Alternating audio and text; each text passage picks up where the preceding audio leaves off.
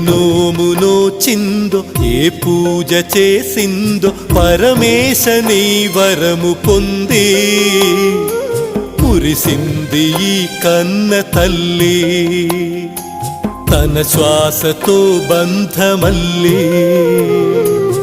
ఏ నోము నోచిందో ఏ పూజ చేసిందో పరమేశ నీ వరము పొంది మురిసింది ఈ కన్న తల్లి తన శ్వాసతో బంధమల్లి